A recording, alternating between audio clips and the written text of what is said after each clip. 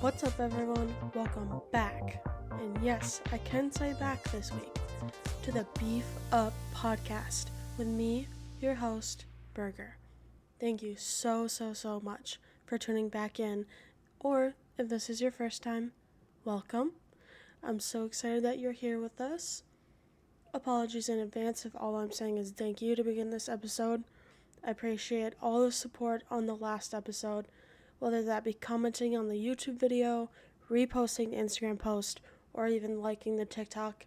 Your support does not go unnoticed, and without you guys listening, there would be no podcast.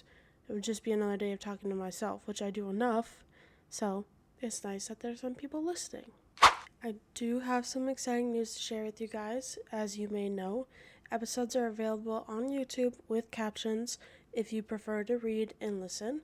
But going forward, episodes will also be available on Spotify. Episode 1 is there, and if you're here on Spotify, you're right where you're supposed to be. Episode 2. Otherwise, if you have any suggestions, please let me know, and I will do everything in my power to make this podcast as accessible as possible, meaning if there are other apps where I can upload this to that you prefer or that you have, rather than clicking on a YouTube video and having to stay there and listen to it and have your phone open the whole time, just let me know and I will do my best to get it uploaded there as well.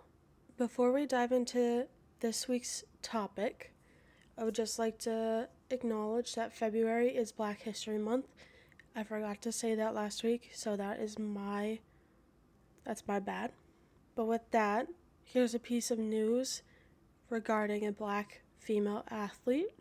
This week, I would like to talk about Jordan Chiles, a collegiate and Olympic gymnast. She brought back her 2025 Prince floor routine while UCLA was competing at the University of Minnesota on February 7th. To no one's surprise, she scored a perfect 10, marking her 4th consecutive perfect 10 in 4 weeks. After the meet, she had this to say: "Huge thank you to Minnesota. I know there has been a lot of tough things going on here, and I just want to say we stand with you, and that the Prince routine was meant for you guys, and I wanted to bring that energy here. So I hope it uplifts you guys in this very dark time, and you know that the Bruins will always be by your guys' side. So thank you guys so much." Thank you to Jordan for not only showing her support for Minnesota in Minnesota, but doing it in the best way possible through your sport and the art that goes with it. Alright, now to this week's topic. We're talking about some football this week. I'm so sorry if you thought football was over. That was men's. This is women's. This week we're going to talk about the Women's Football Alliance, or the WFA for short. Not just for women, but for non-binary athletes as well. Established in 2009, the WFA is the largest and longest-running women's tackle football league in the world. Ran by Commissioner Lisa King, the league continues to break barriers, being the first women's tackle football league to play a national championship in an NFL stadium, and they have MVP jerseys hanging in the Pro Football Hall of Fame. But not only that, the league has opened up countless opportunities in the NFL for former players and coaches of the WFA. Katie Sowers and Jennifer King, to name a couple. The WFA is made up of 41 total teams spreading all across the United States. Split amongst 3 divisions, there is Division 3 with 3 teams, Division 2 with 27 teams. At the highest level of competition is a Pro Division with 11 teams. Additionally, the WFA also has a flag league, which I'm 95% sure they just introduced last year. They have 25 teams that compete in that as well. Focusing back to the tackle league, since the divisions are not split evenly amongst the teams do play outside of the divisions. All teams play at least 6 regular season games, but teams can play all the way up to 9 total games. Those last 3 weeks are playoff games, with that 3rd week being the championship game played in Canton, Ohio at the Hall of Fame Stadium, along with the All-American game. Essentially, the All-American game to the WFA is what the All-Star game is to the MLB, or football-wise, the Pro Bowl to the NFL, except it's not flagged. I'm going to put the main focus on the Pro Division. The division is split into two, the American League and the National League. There are 7 teams in the American League and only 4 in the National League. Now, this is a personal opinion. I think the American League will be the most fun to watch this year, and dare I say the most competitive. Amongst that division, you have 2 reigning champs, the 2025 Pro Division champs in the St. Louis Slam, and the reigning 2025 Division II champs in the Salt Lake City Wildcats.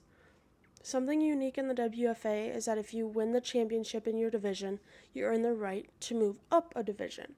So, in their inaugural season, the Wildcats went undefeated and won it all in the championship, hence the move to the Pro Division in 2026. Although with that, the Wildcats were not the only inaugural season champs. The D3 Richmond Black Widows did the same, undefeated in the regular and postseason, eventually winning it all. Now, since they won it all, the Black Widows will be in Division 2 this year. I would like to send all my congratulations to the players, coaches, and families of both teams.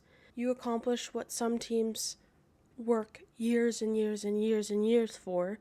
You did it in one season. And I'm super excited to see what each team does in even higher level of play. The table has been set. And if you were wondering if there's a Minnesota team or if you just need a team to root for in the WFA, you are in luck. Their name is the Minnesota Vixen. Established in 1999, they are the longest consecutively running women's tackle football team in the country. Since joining the WFA in 2017, they have won 3 different division titles in 3 different leagues. A D2, a D1, and a Pro Division title. The D1 title coming in 2021. So even over the last couple of years, the WFA is continuing to change and evolve, which to me, if you're trying to have a successful league and keep people entertained and keep people engaged, you can't just stick to one thing. Now, unfortunately, the Minnesota Vixen have yet to win a championship, but I wholeheartedly believe that it's only a matter of time before they do. The team is owned and operated by Laura and James Brown and head coached by Connor Joe Lewis, who I have the utmost respect for, along with all the athletes on the team. With that being said, if you didn't know, I played for the Minnesota Vixen last year. I'm not playing this year, which was not an easy decision for me. I had such a great time last season and I wouldn't change a thing. But long story short, I was in a very bad place mentally and I was not able to be there for my teammates and coaches in the way that I should have been because in all honesty, I was just trying to survive. But not only that, it is not cheap to play tackle football. Contrary to belief, athletes do not get paid to play. So not only are these athletes committing their time to multiple practices a week, but they are working full-time jobs in order to support themselves and their families, paying for things like equipment, plane tickets, and hotels. If you look ahead to Minnesota's schedule, they are traveling to St. Louis, Houston, and Tampa Bay. Those are not short road trips, so they will most likely be plane tickets, which is just another additional cost on top of everything else. Many athletes are sponsored by local businesses, family members, and even friends, as well as through fundraisers and other sponsorships. The team is able to relieve some costs. Hotel rooms are definitely a big one. Let me just say, it was not always glamorous, but I can say that it was always fun. With everything that I was going through, my teammates and coaches were there to support me. Not only that, but being a rookie in a sport that you've never played, it made believing in yourself twice as difficult. I'd just like to shout out one of the best coaches I've ever had the privilege of being a student to, my O-line coach, Coach Ma. She was always the first one to tell me that I belonged on the team and I was there for a reason, which have meant a lot to me and still does. I did forget to mention that she's been with the Vixen since they were established in 1999. Whether that be as a player or a coach, she is the definition and the perfect example of a Vixen and what it means to be one. She is also the offensive assistant coach at Augsburg University, and she's the first woman to coach football at the D3 college level. So, she's kind of a bad if you ask me. Alright guys, I think that's where I'm going to leave off this week. If you have any questions, feel free to reach out, and I will try my best at giving an answer. Don't forget to follow the Instagram and TikTok at Beef Up with Burger. Subscribe to the YouTube channel at the Beef Up Podcast. And last but not least, don't forget to follow on Spotify. That was a big thing for me this week, so I'm excited to be on another platform and to continue to grow the audience of this podcast. I'm trying to get to everyone that I can, so let me know if I can expand even more, like I mentioned at the beginning of the episode. As well as all the sources that I used today will be linked below, so if you wanted to take a look or a deeper dive into any of those, feel free to. Thank you so much for tuning in this week, and I will see you next week. Bye-bye.